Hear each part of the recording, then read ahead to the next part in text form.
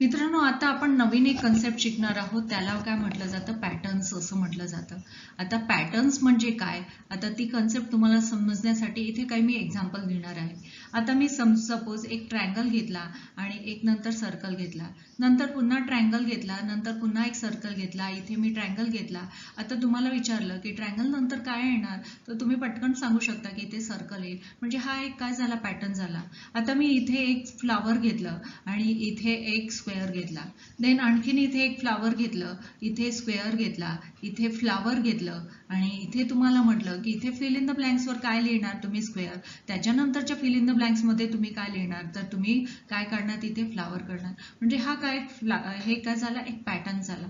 आता आपण अल्फाबेट्स असं बघू तर अल्फाबेटमध्ये समजा आपण घेतलं की एल झाला, देन एम, एन, ओ, देन इथे पी काय म्हणलाल तुम्ही, ओ नंतर काय येतं पटकन सांगू शकता की पी येते, पी नंतर काय येणार, क्यू नंतर. मग मी इथे आर लिहिलं, एस लिहिलं, तुम्ही इथे पुन्हा सांगू शकता की इथे काय येणार आहे, टी झालं. आता हा काय झाला, एक पॅटर्नचा प्रकार झाला. आता मी इथे लिहिले काही नंबर्स, 3 झाले, देन 4, 5, 6. आता तुम्ही पटकन सांगू शकता की याच्यानंतर कोणता नंबर येणार आहे, 7. तर आता आपला हाच लेसन आहे पॅटर्न्स. आता हा पॅटर्न्स कोणत्या प्रकारे असतात, एक संख्या असते समसंख्या आणि एक असते विषम संख्या. तर समसंख्या म्हणजे काय, आधी आपण समजून घेऊया. आता समसंख्या म्हणजे काय, अशा संख्या की ज्यांची सुरुवात 0, 2, 4, 6 आणि 8 अशा संख्यांनी होते, त्याला समसंख्या असं म्हणतात. आता समसंख्या मी पुन्हा एकदा सांगते की ज्या संख्यांची सुरुवात म्हणजे ज्या संख्यांमध्ये 0, 2, 4, 6, 8 शेवटी लास्टमध्ये 0, 2, 4, 6, 8 हे नंबर्स येतात, त्या संख्यांना समसंख्या म्हणतात. आता समसंख्या कोणत्या आहे, आता इथे मी 1 ते 40 पर्यंत तुम्हाला टेबल हा बाजूला दाखवलेला आहे. मग आता तुम्हाला लक्षात येईल की 2 हा काय झाला, एक समसंख्या झाली, कारण की आपला नियमच तो आहे. समसंख्या म्हणजे 2, 4, 6, 8 आणि आता मी 0 म्हटलं, पण मग 1 नंतर शेवटी काय आलं, 0 आला आहे, 0 आला आहे, म्हणजेच आता 10 हा काय झाला, ही काय झाली, समसंख्या. आणखीन एक आहे, समसंख्याला जेव्हा भाग आपण 2 ने देतो तेव्हा त्याला, त्या संख्येला काय म्हटलं जातं, समसंख्या असं म्हटलं जातं. मग आता इथे लास्टमध्ये 12 घेतलं, देन 14, बघा शेवटी 4 आलेला आहे, इथे आपल्या समसंख्येच्या नियमानुसार इथे 4 आलेला आहे, इथे 16 आहे, 18 आहे, 20 आहे, हे काय झाले समसंख्या. मग 22 झाली, 24, 26, 28, 30, 32, देन 34, 36, 38, 40. आता सगळ्या संख्यांच्या शेवटी इथे बघा, इथे 2 आहे, 2 आहे, मग इथे तुम्हाला दिसत आहे 4, 4 सगळ्या शेवटी, इथे 6, 6 दिसत आहे, या कॉलम मध्ये 8 दिसत आहे, इथे 0 लास्ट मध्ये दिसत आहे. आता तुम्हाला लक्षात आलं की समसंख्या म्हणजे 0, 2, 4, 6, 8. मग याच्या पुढे काय होऊ शकते, 10 आहे, 12 आहे, देन 14, 16, 18, 20. आता अशा किती लिहू शकता तुम्ही, अनगिनत लिहू शकता. ज्या संख्येला 2 भाग गेला ती संख्या म्हणजे कोणती, समसंख्या म्हणजे. आता ही समसंख्या ही कन्सेप्ट तुम्हाला क्लिअर झालेली असेल अशी मला आशा आहे. आता विषम संख्या म्हणजे काय ते आता आपण समजून घेणार आहोत. आता इथे एक आपण नवीन कन्सेप्ट शिकणार आहोत, विषम संख्या म्हणजे काय. आता विषम संख्या म्हणजे अशा संख्या की ज्या संख्यांची सुरुवात म्हणजे संख्यांची सुरुवात नाही, ज्या संख्यांच्या शेवटी 1, 3, 5, 7, 9 हे नंबर्स येत असतील त्याला विषम संख्या असं म्हणतात. आता समसंख्या आपण बघितल्या की समसंख्या 0, 2, 4, 5 0, 2, 4, 6 आणि 8 ह्या समसंख्या. मग त्या संख्यांना सोडून ज्या आहेत त्या विषम संख्या आहेत. आता इथे 1 ते 40 पर्यंत इथे मी नंबर्स लिहिलेले आहेत, याच्यामधल्या विषम संख्या कोणत्या त्या आता आपण बघणार आहोत. 1 झालं, 1, 3, 5, 7, 9, देन 11, 13, 15, 17, 19, 21, 23, 25, 27, 29, 31, 33, 35, 37, 39. ह्या काय झाल्या, 1 ते 40 पर्यंत या विषम संख्या झाल्या. म्हणजेच आता आपल्याला लक्षात आलं की समज म्हणजे 1 ते 100 पर्यंत, 1 ते 100 पर्यंत समसंख्या किती आहेत, तर समसंख्या आपल्याला सांगता आल्या पाहिजे. समसंख्या आहेत 50. 1 ते 100 पर्यंत टोटल किती आहे, 50 एवढ्या समसंख्या आहे. आणि 1 ते काय आहे, 1 ते 100 पर्यंत, 1 ते 100 पर्यंत किती आहे 50 आहे. आता हे आपल्याला क्लिअर झालं म्हणजे समसंख्या कोणत्या आणि विषम संख्या कोणत्या. आता समसंख्यांना जेव्हा आपण दोन्ही भाग दिला तर आपला आन्सर 0 येते हे लक्षात ठेवायचं. आणि विषम संख्या यांना 3च्या पाड्यामध्ये किंवा 3नी भाग जातो हे आपल्याला लक्षात येतं. म्हणजे समसंख्या कोणत्या आणि विषम संख्या कोणत्या ही कन्सेप्ट तुम्हाला क्लिअर झालेली असेल. आता नेक्स्ट आपल्याला इथे काय दिलेलं आहे, समसंख्या कोणती आहे 2 4. आता आपण इथे लिहू शकतो 2 4 नंतर किती आहे 4 नंतर काय आहे 6 आहे 8 आहे, देन 10 लिहू शकतो, इथे 12 आहे 14 आहे. आता इथे भरपूर लिहू शकतो, किती आहे अनगिनत आहे, आपल्याला भरपूर आहे. देन विषम संख्या किती आहे 1 3 5 7 देन 9 11 13 देन इथे काय येणार 15 17 19 या काय झाल्या विषम संख्या. म्हणजे समसंख्या किती टोटल किती आहे समसंख्या किती आहेत 50 आहे आणि विषम संख्या किती आहेत 50 आहेत. हे आपण इथे शिकलेलो आहोत. एक नवीन कन्सेप्ट आपण शिकणार आहोत. एक आहे मूळ संख्या म्हणजे काय. आता मूळ संख्या म्हणजे याला काय म्हटलं जातं इंग्लिशमध्ये, त्याला प्राईम नंबर्स असं म्हटलं जातं. Prime numbers. आता हे प्राईम नंबर्स म्हणजे नेमकं काय. आता प्राईम नंबर्स मध्ये ज्या अशा संख्या आहे की जी संख्या आहे की जी 1 आणि 7 या दोन म्हणजे मूळ संख्या म्हणजे अशी संख्या की जी फक्त 1 आणि त्या संख्येच्या टेबलमध्ये येत असेल त्याला आपण प्राईम संख्या असं म्हणू, प्राईम नंबर असं म्हणू, त्याला मूळ संख्या असं म्हणू. आता समजा मी घेतलं 3 आणि 7 हा इथे आपण घेतलेला आहे 3 आणि 7. आता 3 आणि 7 घेतलं तर मी समजा 3 बघितलं तर 3 कोणत्या कोणत्या टेबलमध्ये येणार 1 आणि 3च्याच टेबलमध्ये येणार. दुसरं 7 हा कोणता घेतला 1 आणि 7 या दोनच टेबलमध्ये काय येणार आहे 1 आणि 7च्याच टेबलमध्ये 7 हा अंक येणार आहे. बाकी दुसऱ्या टेबलमध्ये आपल्याला दिसेल का. जर मी 5 घेतलं 5 घेतलं तर 1 आणि 5च्याच टेबलमध्ये येणार. म्हणजे ह्या काय झाल्या मूळ संख्या झाल्या. आणि नंतर आता आपण घेतलं की 11 घेतलं तर 11 कुठल्या टेबलमध्ये येतो 1 आणि 11च्याच टेबलमध्ये येणार. 13 म्हणजे 1 आणि 13 या कोणत्या झाल्या मूळ संख्या झाल्या. म्हणजे आता आपल्याला लक्षात आलं की मूळ संख्या म्हणजे अशा संख्या की ज्या फक्त 1 आणि त्या नंबरच्या टेबलमध्ये येणार, दुसऱ्या टेबलमध्ये येतील का नाही. म्हणजे अशा संख्यांना आपण मूळ संख्या असं म्हणू. मग आता दुसरी कन्सेप्ट आपली आहे काय आहे संयुक्त संख्या. त्यालाच आपण काय म्हणू संयुक्त संख्या. इंग्लिशमध्ये काय म्हणतात याला, इंग्लिशमध्ये असं म्हणतात कंपोजिट नंबर. कंपोजिट नंबर्स असं म्हणतात. आता कंपोजिट नंबर्स म्हणजे काय. आता मी घेतलं की 4 हा नंबर घेतला. समजा हा 4 घेतला तर 4 कोणत्या कोणत्या टेबलमध्ये येणार 1च्या टेबलमध्ये येणार 2च्या टेबलमध्ये येणार आणि 4च्या नंबरमध्ये येणार. आता मी घेतलं 8 हा नंबर घेतला तर 1च्या टेबलमध्ये येतो, देन 2नी पण 8ला भाग 2च्या टेबलमध्ये येतो, देन 4च्या टेबलमध्ये येतो आणि 8च्या टेबलमध्ये येतो.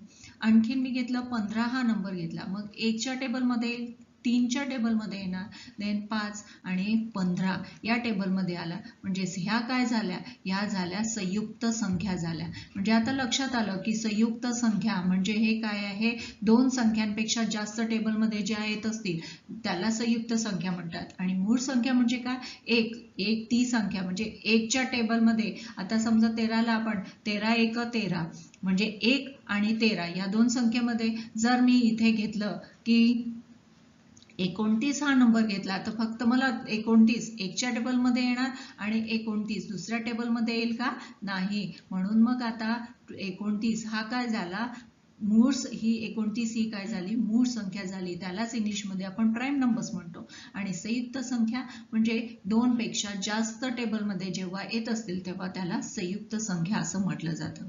इथे आपल्याला 1 ते 100 पर्यंत हा टेबल घेतलेला आहे. आता इथे मध्ये 1 ते 100 पर्यंत मूळ संख्या किती आहे ते आपल्याला फाइंड आउट करायचे आहे.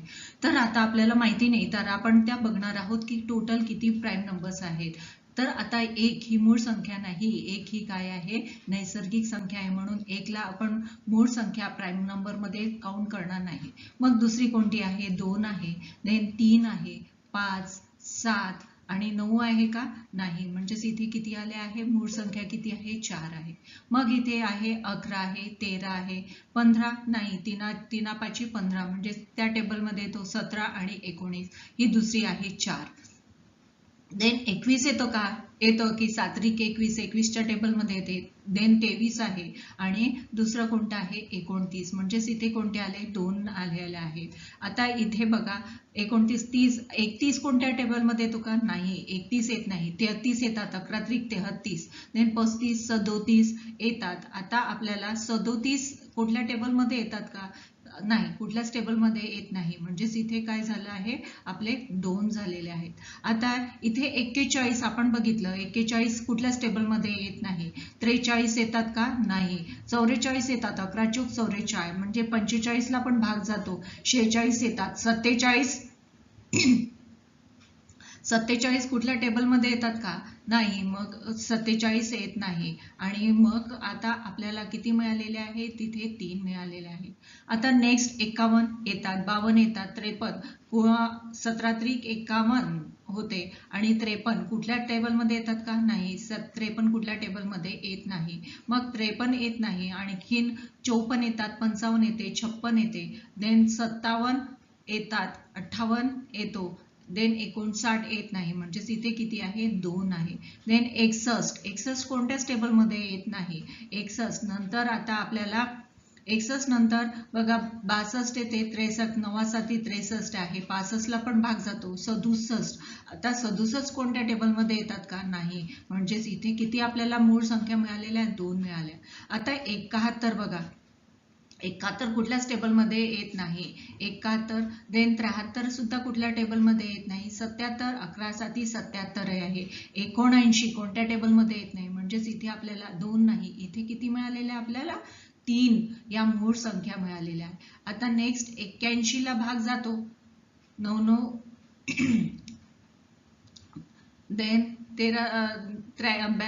81 ला जातो, 82 ला जातो, 83 कुठल्या टेबलमध्ये येतो का? नाही, कुठल्या संख्येने भाग जात नाही. आणि 85 ला पण जातो, 86 87 89 हा दुसरा नंबर आहे. म्हणजेच इथे किती आहे? 2. आणि इकडे बघा 91 येतात, 93 91, 93 कुठल्या टेबलमध्ये येते आणि 95 96. आणखीन इथे एक आहे 97 कुठल्या टेबलमध्ये येत नाही. आणि ही म्हणजेच इथे किती आहे? तर आता आपण याची टोटल केली तर किती झाले?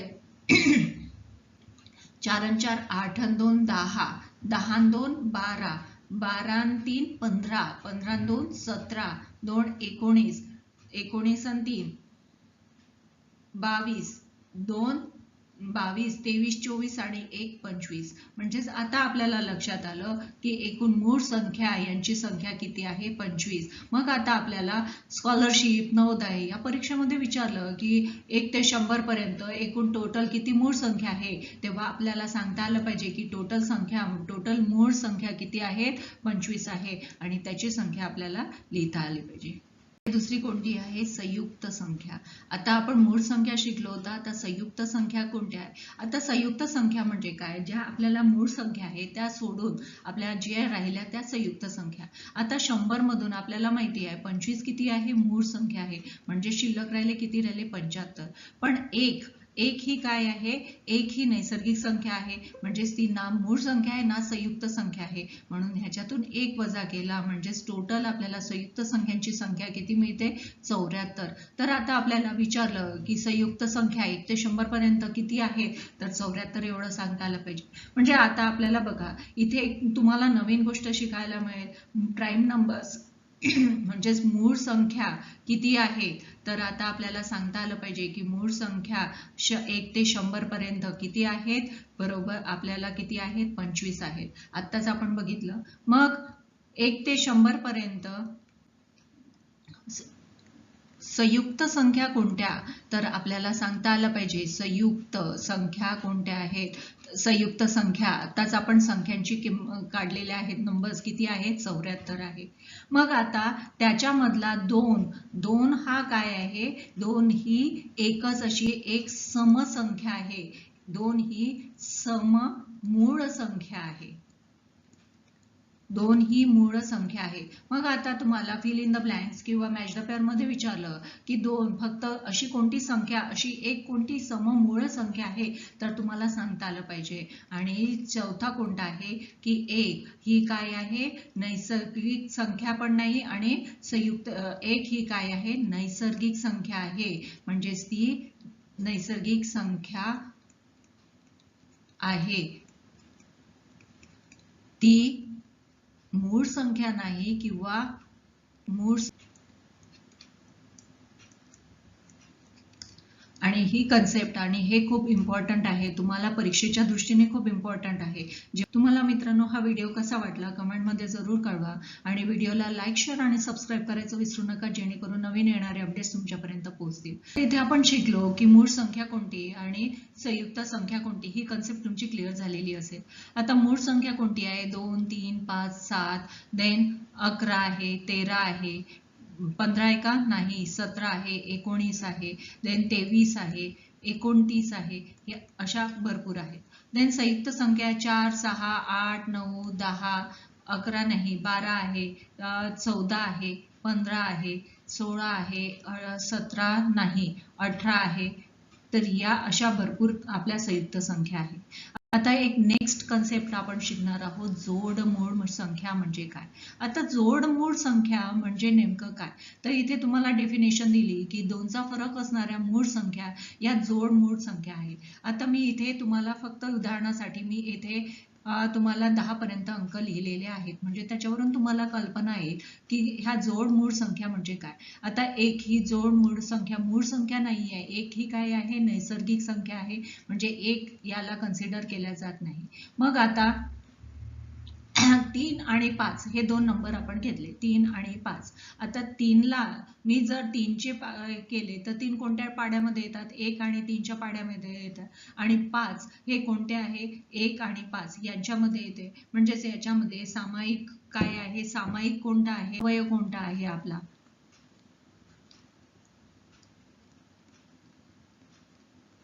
सामायिक अवयव कोणता आहे, 1 आहे. आणि या दोघांमधला फरक किती आहे, फरक किती आहे यांचा, जर मी 5 मधून 3 वजा केले तर फरक कितीचा येतो आहे, 2चा आहे.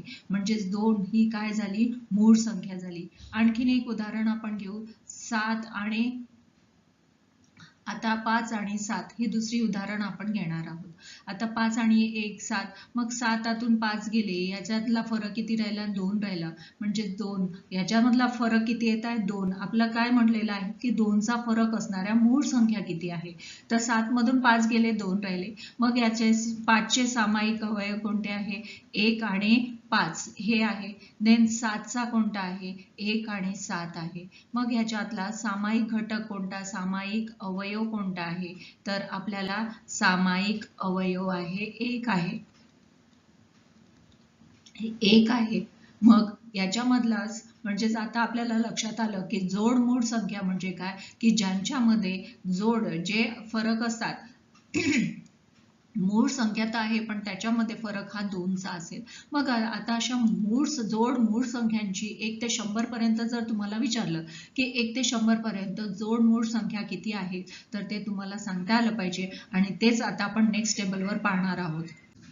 मग आता इथे आपल्याला काय शोधायचे आहे की जोड मूळ संख्या आपल्याला शोधायची आहे.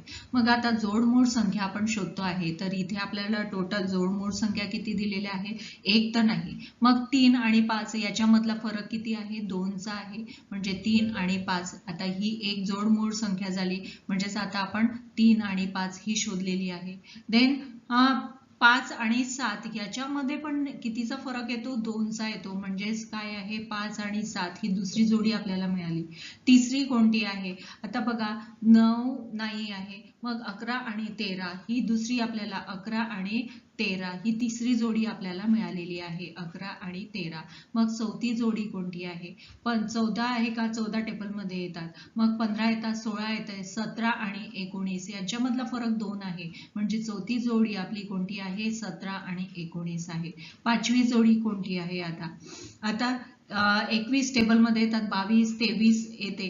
23 आणि 25 ह्या नाही, ह्या विषम संख्या असल्या तरी यांच्यामध्ये 23 नसलं तरी 25, 5 5 25, 25 ला भाग जातो, म्हणजे ह्या झालेल्या का जोडमूळ संख्या झालेल्या का नाही. मग आता आपला आहे 29 आणि 31 ह्या झाल्या, कारण की 29 आणि 31 यांच्यामधला फरक किती आहे, 2चा आहे आणि त्यांच्यामध्ये त्या कोणत्या एक आणि फक्त त्यांच्याच टेबलमध्ये येतात.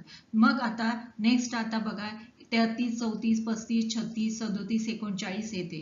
देन 41 आणि 43 ही एक जोडी आपल्याला मिळालेली आहे 6वी नंबरची, 41 आणि 43. मग आता या दोघांमधला फरक पुन्हा 2चा आहे आणि या जोड मूळ संख्या आहे. मग आता 44, 47, 48, 49, 50 ह्या टेबलमध्ये कशाने तरी भाग जातोच यांना.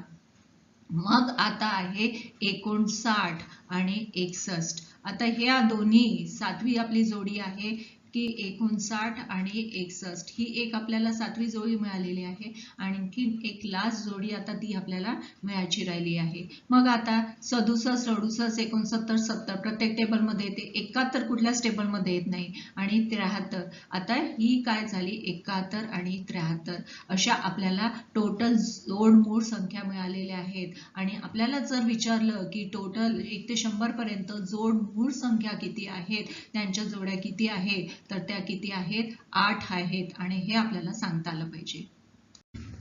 मित्रांनो, इथे एक आपण नवीन कन्सेप्ट शिकणार आहोत, सहमूळ संख्या म्हणजे काय. आता ज्या संख्यांचा सामायिक विभाजक फक्त एक असतो, सामायिक विभाजक एक असतो, त्याला सहमूळ संख्या असं म्हणतात. आता इथे डेफिनेशन दिली की 2 किंवा अधिक संख्या ज्यांचा एकमेव सामायिक विभाजक फक्त एक असतो. आता तो कसा काय, आता आपण एक्झाम्पल थ्रू ते लक्षात घेणार आहोत. आता मी एक संख्या घेतली, 10 आणि 21 अशी संख्या घेतली. आता 10चे विभाजक कोणते आहे, 10चे विभाजक आपण इथे लिहून घेऊ. 10चे विभाजक कोणते कोणते आहे, 1 आहे, 2च्या पाड्यामध्ये येते, देन 5 येते, देन 10 याच्यामध्ये येते. देन 21चे विभाजक कोणते आहे, 21चे विभाजक. आता 21चे विभाजक कोणते आहे, 1च्या टेबलमध्ये येतो, 3च्या येतो, 7 त्रिक 21 आणि 21 हे त्याचे विभाजक झाले. आता या दोन्हीमध्ये 10 आणि 21 यांच्यामध्ये 21 यांच्यामध्ये या दोन्हीमध्ये कोणता आहे सामायिक विभाजक, कोणता आहे, या दोन्हीमध्ये काय आहे, 1 हा सामायिक विभाजक आहे, म्हणून हा सामायिक विभाजक आहे.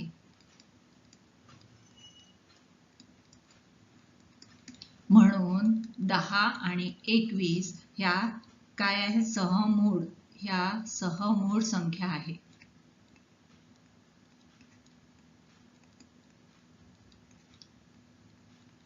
आणखीन मी एक एक्झाम्पल इथे घेते.